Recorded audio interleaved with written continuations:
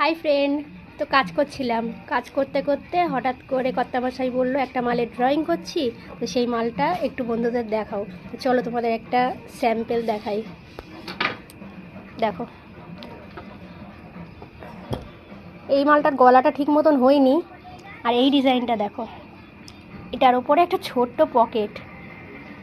আমি বুঝতে পারি না যে এই ডিজাইনটার ওপরে এই পকেটটা দেওয়ার মানে কি, জানি না মালিকের কি ডিসিশান, উনিই দিতে বলেছে।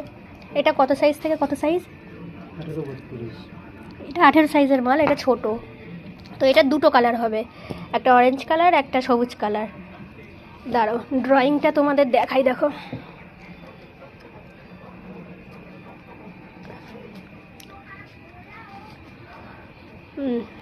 কাটিং মাস্টারকে একটু দেখে নাও।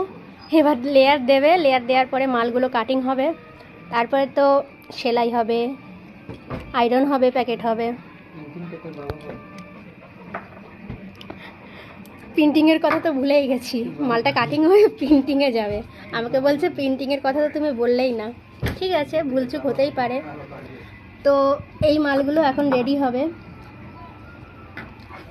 আর তোমাদের আমার ভিডিও কেমন লাগলে একটু জানিও।